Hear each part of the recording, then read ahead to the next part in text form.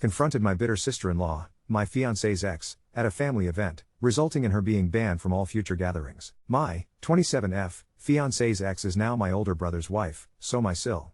To make it less confusing, my fiancé is George, my brother is David, and my Sil is Ella.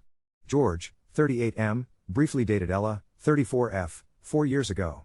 Ella wanted to get married and have kids, but George did not want this with her. He was also having a lot of issues back then, partying, doing drugs, and not being the most reliable person. They dated for 6 months and everything ended in drama because Ella was not able to make George want to settle with her. Soon after their breakup, she met my brother and they got married 6 to 7 months after.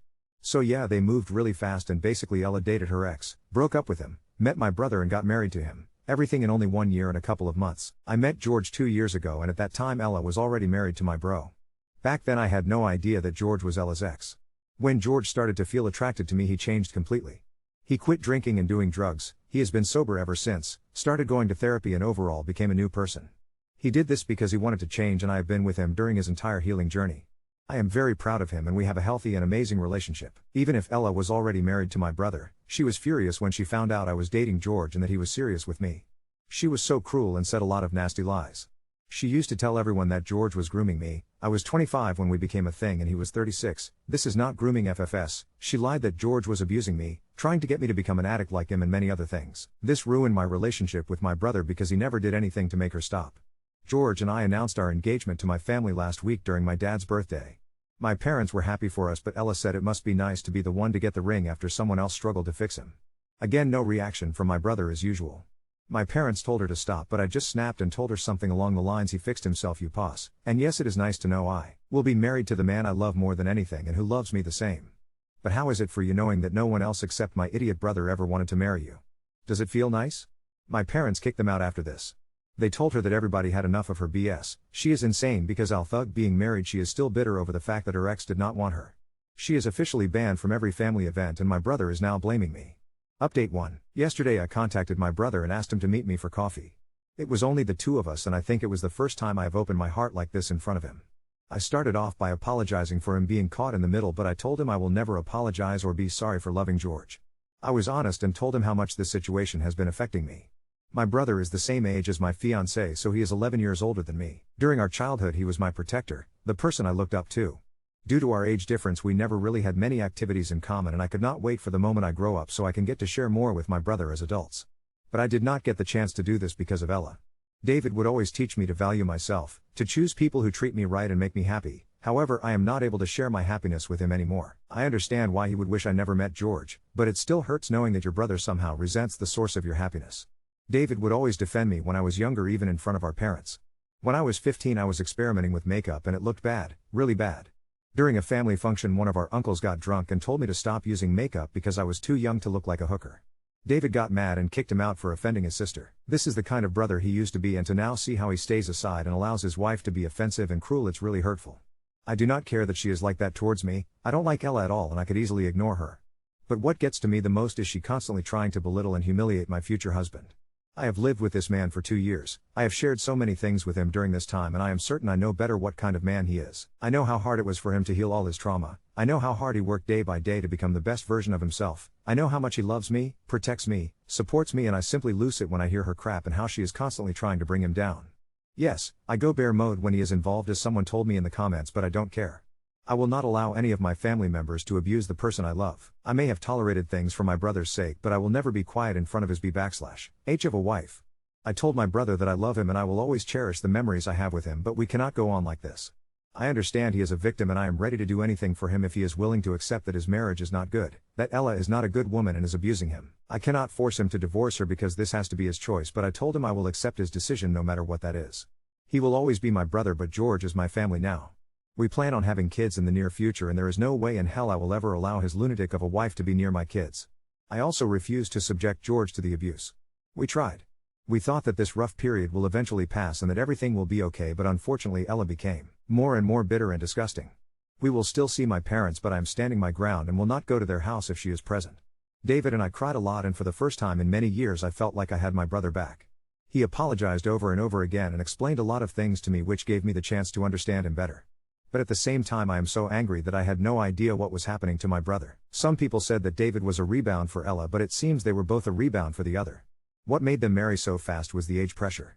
My brother was feeling like it was very hard to connect with someone, and the prospect of being able to have a family of his own seemed very far away until Ella came and offered him the possibility to have exactly what he wanted without too much struggle. So yeah. In the end, I guess we are all some messed up people in a way or another. I don't know what's going to happen. David said he plans to take some time, go away alone for a couple of days and think what he wants to do. But he said that when he'll be back he wants to have a chat with George to apologize to him as well for everything that has happened. My brother knows that everything Ella says is false. He said everyone is able to see how much George loves me and that we make a great couple, and there are times when he wished to also have something like this in his life. He told me he is proud of the woman I have become and that no matter what happens, I will always be his little sister. After this I went home and cried some more with George besides me. I have tried to play strong and denied myself to feel hurt for so long that yesterday I have finally exploded. But it was good because now I feel better. Update 2. As planned, David did take some time for himself and went to a retreat cabin for a week. He went there alone because he wanted to have the space and time to rethink his life choices. This was exactly what he told Ella, but left out the location because he did not want to risk her showing up there. The first day he was away, Ella contacted my parents and me to ask us about my brother's location. We did not disclose anything. On Wednesday that week I was contacted by some of my brother's friends. They wanted to know if my brother was okay and if it was true that David was cheating on Ella. Initially I was very confused on why would they think that, but they told me that Ella has been going around complaining to people that my brother was cheating on her and that his family were on board with it and covering up his affair. I told my bro's friends that this was not true, but I decided to be petty, so I went on social media, uploaded a photo of me with my brother and wrote how proud I am of him that he is taking this time to focus on mental health and his well-being. Some hour later Ella called me and demanded I take down my post because I was embarrassing her. I played dumb and asked her why would a post dedicated to my brother would ever embarrass her. She never answered, never admitted to lying, and I never took down my post. It will stay where it is for posterity. After my brother returned from the retreat he asked me, George and my parents to meet up at our parents' place and talk. He apologized for everything that happened with his wife and told us a lot of things about Ella. Apparently she is a very jealous person and she has a constant need to put others down so she can look better or feel superior. Bro gave us a lot of examples of shitty things she did, including to some of her relatives and supposed friends. One of her female cousins works for a transport company, so most of her colleagues at work are men. Ella told this cousin's husband that there are high chances of her cousin cheating since she spends every day surrounded by men. Her cousin was pregnant at that time, and I don't know if she was trying to imply the baby may not be her husband's, but still. Needless to say, they don't speak to Ella anymore. She had a girlfriend who got into a relationship with a guy. Ella kept telling this girl bad things about her partner that she supposedly heard from other people. She was never able to tell who she heard it from. Most likely she invented everything. That's why her family members avoid her and never invite her to functions, and she does not have any friends. People from their circle were friends with my bro before he married her, so they are just tolerating her for his sake. I mentioned that Ella must be abusing my brother, and a lot of people took it the wrong way. When I mentioned abuse, I did not mean it as physical abuse, but more like emotional abuse. I guess everyone has their own way of seeing things, but for me, being married and still being pissed about things that happened with your ex years ago is clearly a sign of disrespect towards your spouse. And if someone is able to openly disrespect their spouse over and over again in front of their family, it's a high chance for that person to do more than disrespect behind closed doors. My bro clearly struggles to see his self-worth at the moment, and this is also the reason why he accepted too many things from his wife. But we will be with him, always support him and remind him what an awesome guy he is. Also, many people were outraged and called me an for calling my brother an idiot. I don't know if all of your families and relationships are like those you see in commercials, but in real life siblings fight, and sometimes when they fight, they may call each other's names. This doesn't mean I don't love my brother or that I don't respect him, but if I see him acting like an idiot, I will always say it to his face and explain why I think he is an idiot. I apologized for calling him an idiot, and he said there is no need to apologize because he expects me to always be honest with him, even if sometimes the truth may hurt. And I understand because I expect the same from him. Anyways, David confronted Ella with everything that she has been doing and told her she needs to get help. She refuses to accept she has any problem. She states that everything that she has ever done came from a place of love and care for that person, right? Because when you care for your cousin, you lie to her husband that she may be cheating on him, or when you care for your sil, you lie to everyone that she is forced to do drugs by her partner.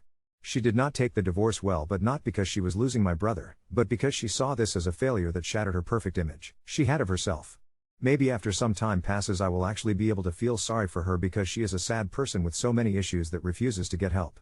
Of course Ella blamed the divorce on me and our family, claiming that David is choosing us over her, so clearly she does not take any kind of responsibility for her actions.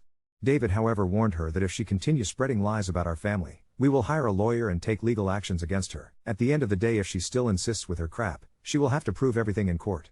Of course we don't want to get to this, but she needs to understand that we cannot say whatever we want about other people and not face the consequences. In the meantime, George and I are planning our wedding, and my bro will be George's groomsman. They really had the chance to bond and even discovered they actually have a lot in common. I don't want to be mean, but ever since Ella is out of the picture, our family gatherings happen more often than before and the atmosphere is so light. My brother is slowly going back to his old self. He is having a good time with us, no stress, no dissociating, he is just present and enjoying. So that's it for now. Now on to second story. Started an open relationship with my girlfriend hoping for fairness, now I'm her financial supporter and third wheel to their passion. My girlfriend, 27F, and I, 29M, opened our relationship a little over 2 years ago. Obviously, she had more success than I did, but I've had a couple of dates here and there. Non-monogamy isn't really a world for men with social anxiety. One of the rules that she wanted to establish was no emotions, just sex. While I accepted the rule, I said from the beginning that having absolutely no emotions isn't realistic. Inevitably you will start to feel something for someone. Long story short, I was right. She met this guy, 27M, they developed feelings, we talked, and now we are a poly, I guess. Don't really know what to call it. Trouble doesn't seem right since he and I aren't dating. But neither of us guys have other partners outside of her. Anyway, we've had this structure for about 7 months now and it's going fine. She seems to be happy. I just don't see what place I have in this relationship. Not sure if that place really even exists. In monogamy is much easier to see. It's only the two of you. But here, not so much. I'm happy that she's happy, but I don't really think needed. I've talked to many and researched things, but none of those arguments make sense to me. They may have sex with others, but y'all have an emotional bond. In our case, she has one with both of us. As I think emotional connections are a dime a dozen. You have one at some point in everyone you date. Sexual chemistry is way more rare and usual is just there or it isn't. And from the unfortunate time that I walked into our apartment and didn't know he was there, it is very clear they have incredible sexual chemistry. Emotional connections can be developed anytime. So what security is there in that? Monogamy doesn't exist sounds good, but not sure if that plays out well. Especially seeing that the only person not monogamous here is her. We are both basically in a monogamous relationship, and while you supposedly can't expect to get all you need from one person, that's exactly what we're supposed to do. But only from half of that person. Every connection is unique and special, maybe so, but ours clearly wasn't enough. She needed more. I didn't. I was happy and fulfilled. She wanted other experiences. But that stopped when she met him.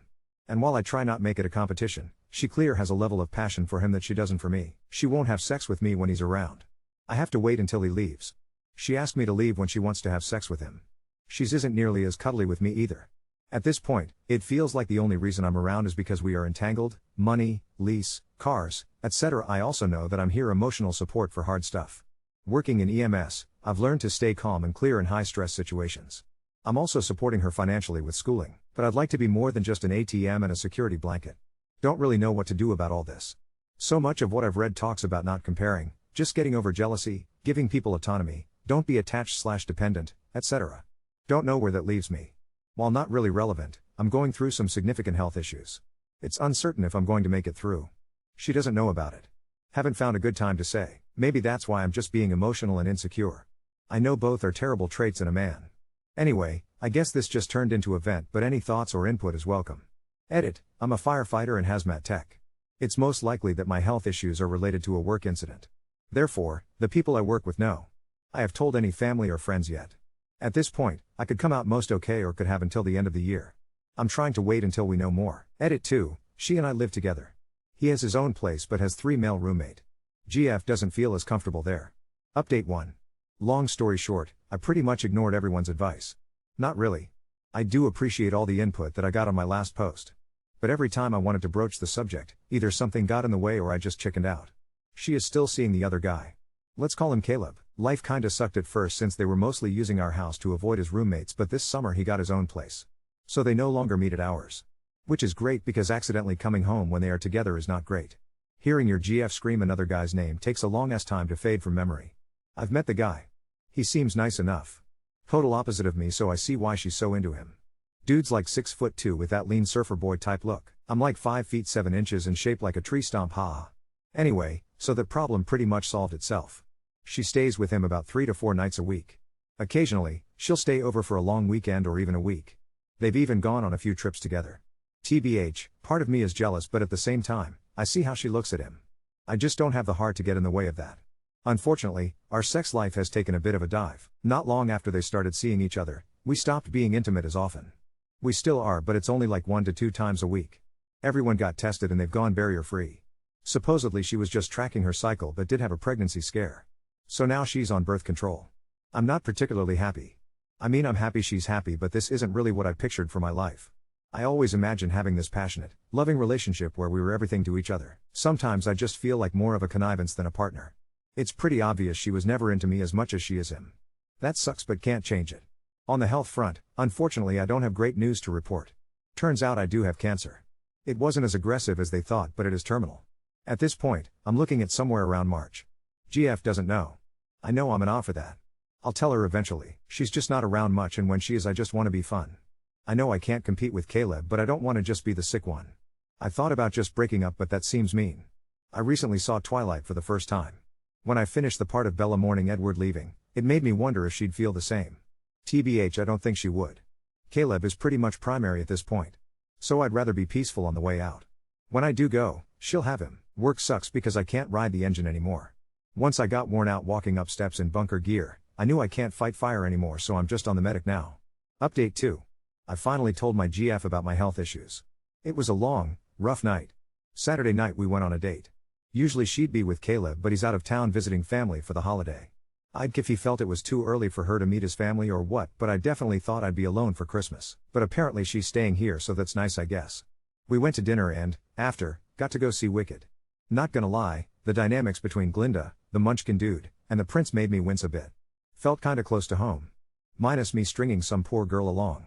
Regardless, I did enjoy the movie a lot. We got home and curled up on the couch, and that's when we had our talk. Decided to withhold any info about how I've been feeling, as that felt pretty ancillary to the main topic. I basically just described how I'd been sick more and tired. Then told her about my annual physical from last year and all the doctor's visits since. Then I finally told her about the diagnosis and having until March. To say that this was hard is an understatement. I don't think I've ever seen her cry that hard. Or anybody for that matter.